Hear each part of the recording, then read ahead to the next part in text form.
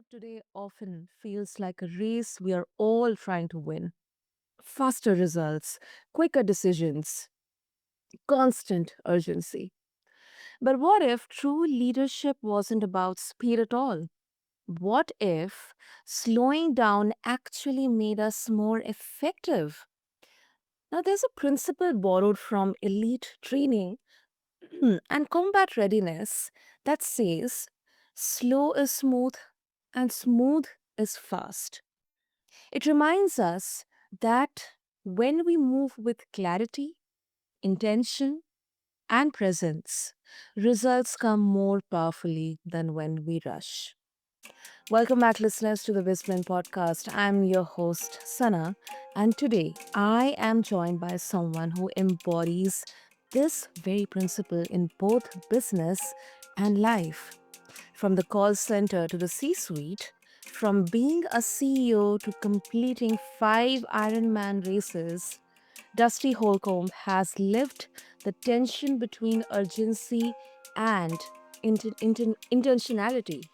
Now, through his work as founder of the Arcqus Group, he now helps leaders trade burnout for clarity and misalignment for momentum.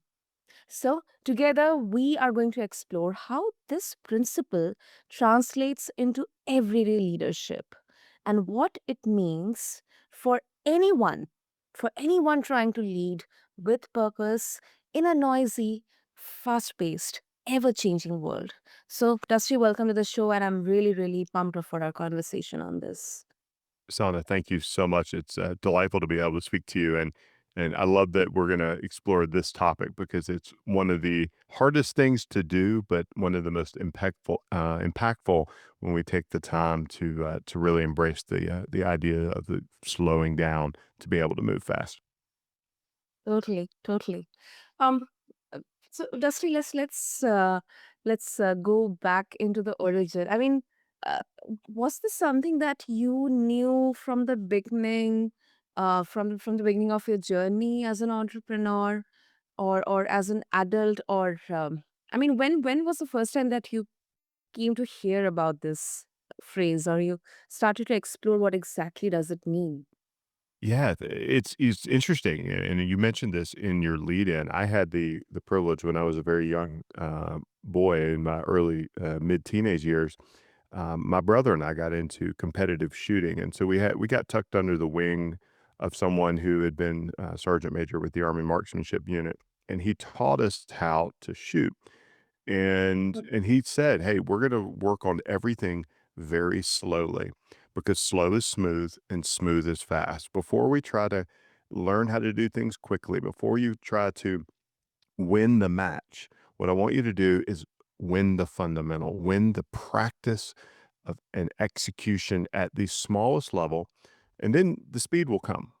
And it was only years later, as I was working through leadership challenges, that I recognized the wisdom that came from that learning when I was, 16 years old, which is in order to be impactful, we have to slow down. We have to um, take time to work on the fundamentals to get clear in our head so that we can go fast. And it's not something I knew from day one, but it was certainly something that was given to me as a gift, and then, through experiences and lots of lessons and hard knocks, I learned how to connect those dots and make it a life principle now Mhm. that I help leaders unlock as well. It's amazing how powerful it is.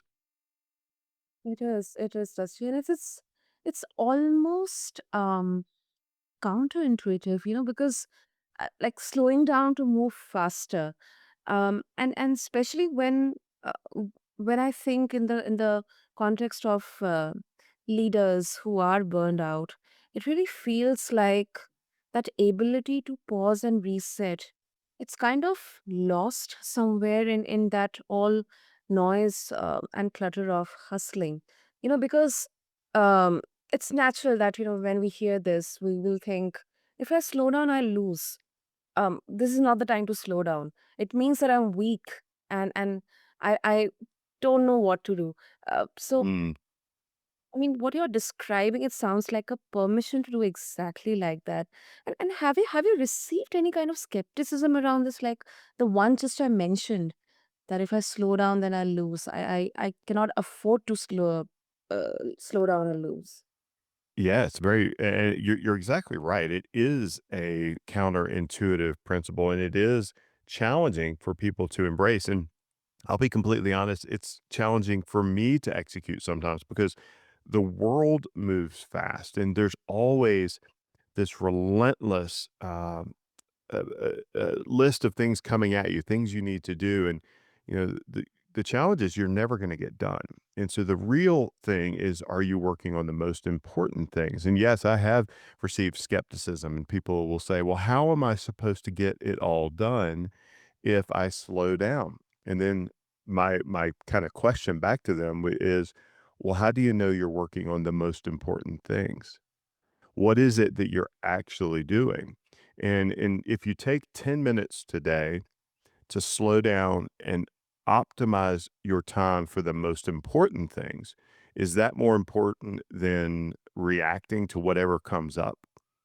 And when people try that, it's always amazing to me that it's just such a simple principle, but it's very difficult to execute. But when you try it and then you practice the discipline of slowing down, it's almost like things start to go faster, and you're making progress and speed on the things that really matter, not the things that might matter to someone else, or not the things that create motion but don't create results. And I think sometimes in today's world, we're so addicted to motion, we're addicted to action and energy, we lose the ability to connect that to outcomes that matter. And yes, there is always skepticism, and sometimes I'm a little skeptical even myself, and I have to install systems that force me to focus. But when I Mhm. do that and do that well, and it's now part of my ingrained operating system, it makes all the difference in the world. Mm, that's impressive. And since let's talk about application. But before that, I'm really interested to explore. I mean, how did applying? I mean, you have been in some of the high pressure leadership roles, like in a CEO role, Ironman races. How did applying this principle shift your own approach? Sure. Yeah, I'll start with the personal and the Ironman races. So it's very easy when you're racing something like that. It's 140.6 miles over the course of 12 hours, 13 hours, to get overwhelmed by the magnitude of what you're doing. And you have to break it down to the next thing that matters. And so when you sign up for a race, you're signing up a year in advance, and you can do one of two things. You can go, well, I'll worry about it tomorrow, and then suddenly you're not ready for it. Or you can say, okay, what's my plan? And then what do I need to do today? I don't need to do more than I'm supposed to do. I don't need to overreach, but what do I need to do today that will build to where I want to be? And I think that the most important mental shift here, and I think it very much aligns with this idea of slowing down to be focused on what matters so that you can go fast, is, and I'll use the example when you get in the water for the swim in the Ironman, you have a 2.4 mile swim. Well, you don't get in the water and swim 2.4 miles. Well, at least I don't. I didn't grow up as a classically trained swimmer. So for me, it was like I was just trying not to drown. Well, when you get in the water and you swim, you don't swim 2.4 miles. You swim to the next buoy. You swim to the next marker. You're always targeting the next thing, and you're just focused on swimming smooth, a smooth stroke. And I can't think of anything that's more representative of this philosophy than the sport of swimming. Because when you get in the water and you try to muscle the water, and any of your audience that is a swimmer will understand this, if you try to Mhm. muscle the water, you actually slow down.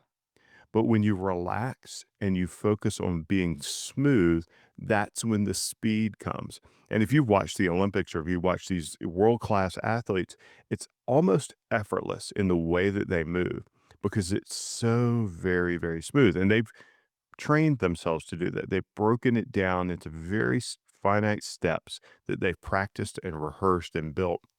And so thinking about it in the chunks that matter and then executing those small pieces exceptionally well that creates an additive and building effect. That's where you get the speed. That's where the speed comes. The speed is a result, and it's built by setting in place the right objectives, the right goals, the right tasks that you need to accomplish along that way. And the same thing happens in the CEO seat. And there's the adage that leadership is lonely, and it's very, very true. But sometimes there's a lot of value in that solitude to think and to give yourself the opportunity and space to reflect. I mean, when you think about it, the CEO role and the founder role, the chief executive, whoever it is, the entrepreneur, they're often chief doing officers. And the real lens here you have to think about is, am I doing the right thing? Am I giving myself the time and space to focus on those things only I can do? And yes, there's always going to be a crisis, and there's always going to be a challenge, and there's always going to be things that try to distract you from the most important thing. But if you've given yourself principles and grounded yourself in a system that allows you to even take 10 minutes to pause before you execute, before you commit, before you do that next thing, you can ensure that your stroke is smooth and that you're gaining speed in the water, not just trying to work harder. Because that's where I think most leaders and most entrepreneurs and folks that struggle with burnout, and I've been there, really run into problems with, is when you try to outmuscle it. You just try to work through, and there's value in grinding, but you can grind yourself down, and you can't do that. You're actually diminishing your effect. You're trying to outmuscle the water, and it just doesn't work. That's so, so vividly and beautifully put, Dusty. Especially the how you kind of created a picture in my mind. I'm very sure it will also appear in our listeners' minds when they'll hear this. I mean, that's such a beautiful way to put it. Is marathon running also kind of similar? Because I have had a few conversations on, especially on how we see marathon like a mile based, a part by part, mile by mile running. Hmm. Is it you can also seek inspiration from?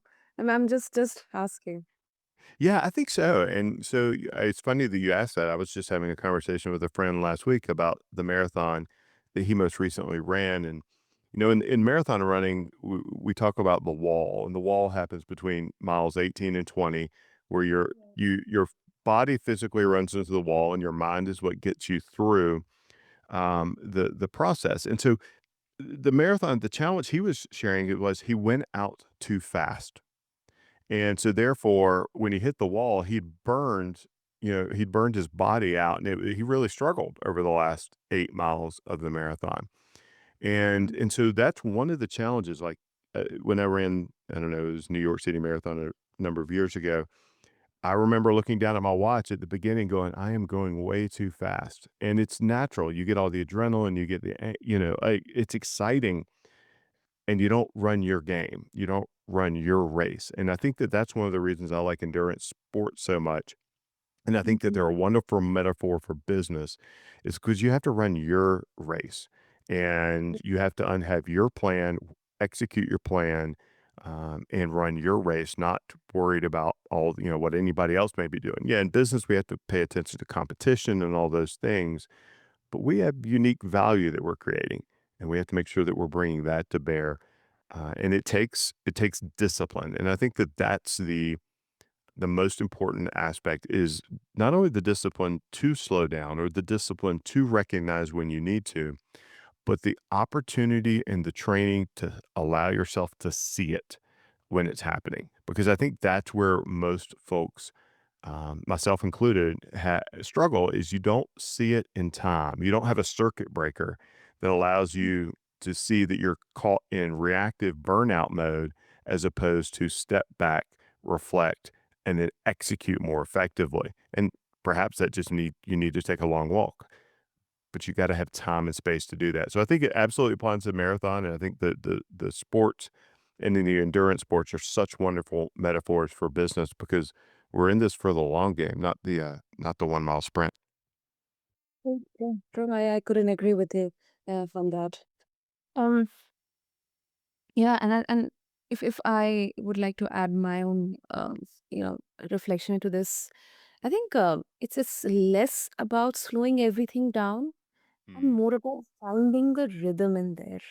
So the mm, crucial decisions, they aren't rushed because not even in business perspective, Dusty, but in personal context also. If I think my rushed decisions have been the most rec- reckless ones, and the ones which have really affected, changed my life.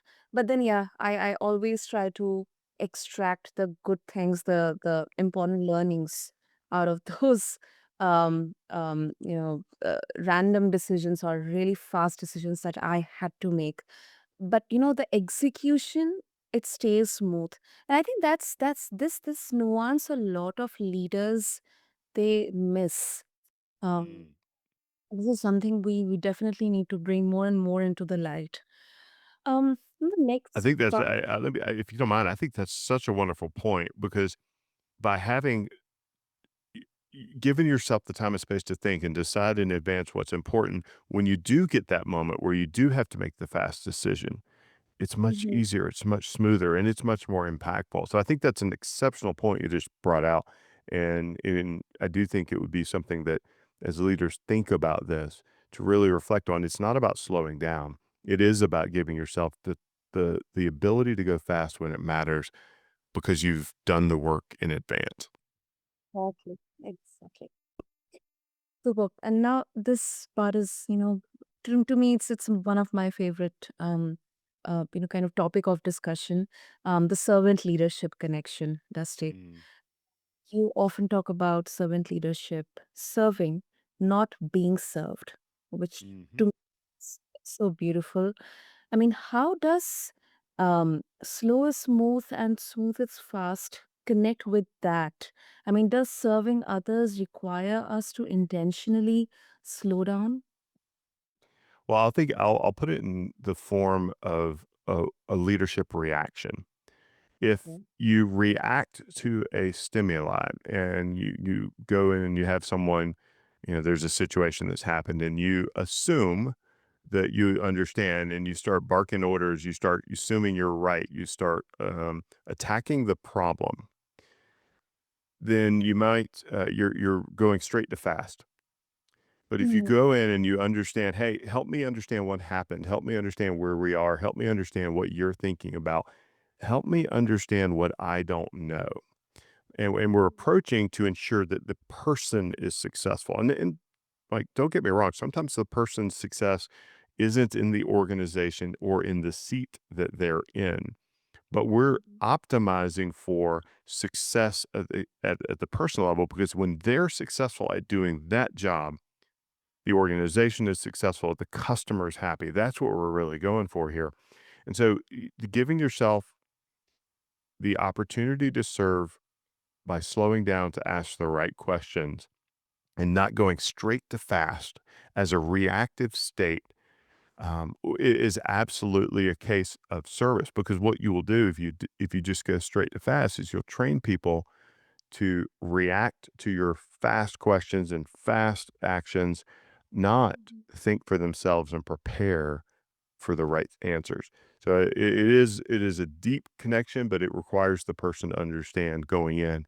I need to understand, and there are cases where times I need to be understood first, but those are the exception, not the rule. mm. Yeah, that makes sense. I think that's the hard part, right? Because um people we want both. I mean, the human Mhm. connection and then performance as well. And it really, to me, I don't know, correct me if I'm wrong, Dusty. It sounds like you are saying the principle isn't just philosophy, It is a way to make both possible. Oh, absolutely. Yeah, it's definitely not a philosophy. It's a you by understanding the value that comes from being very intentional, Yeah. you can go faster because you're able to ignore the things that don't matter. You're able to zero in on the things much more quickly that do matter, and you're able to connect dots more quickly. So it's not a philosophical, kind of pie in the sky aspirational thing. It is something that when done creates absolute speed. So yeah, almost every sport, almost every um, athletic endeavor will have someone watching film and slowing down. I mean, film is slowed down so we can see what happened, and then we can make adjustments. And so when teams struggle or when teams aren't winning, what do they always do? They always go back to the fundamentals. What are the fundamentals of the game? What's our footwork look like? What is our core blocking look like? Whatever the game is.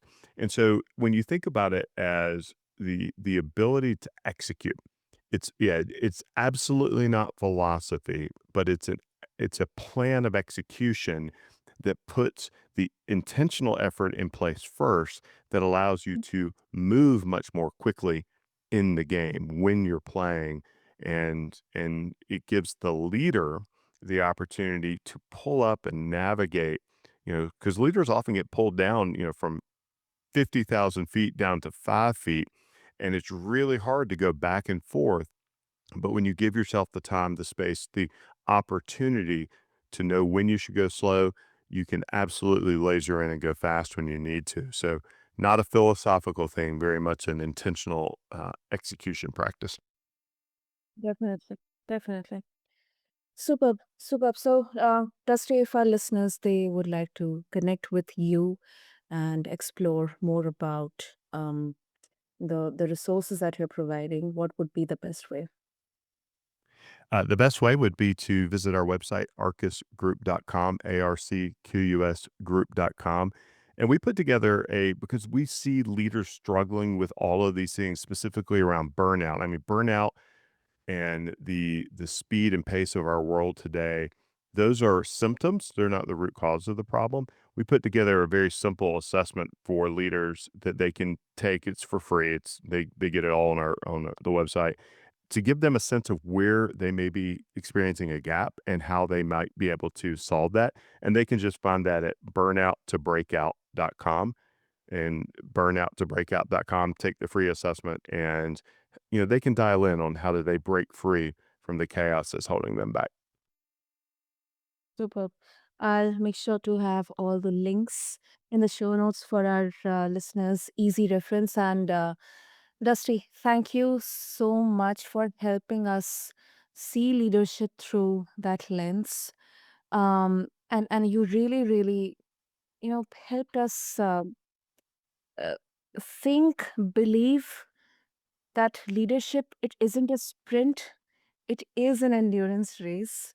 And like any endurance sport, pacing ourselves is the key to crossing the finish line strong. So thank you so much.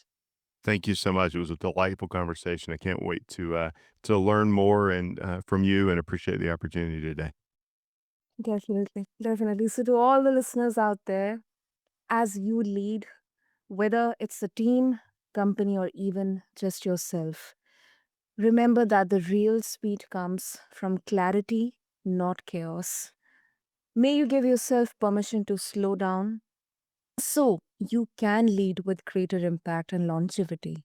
Until next time, this is Sana with BizBlend, where we talk about the business of life and the life of business. And to connect with Dusty, just refer to the show notes along with this episode on your favorite podcast platform. Thank you.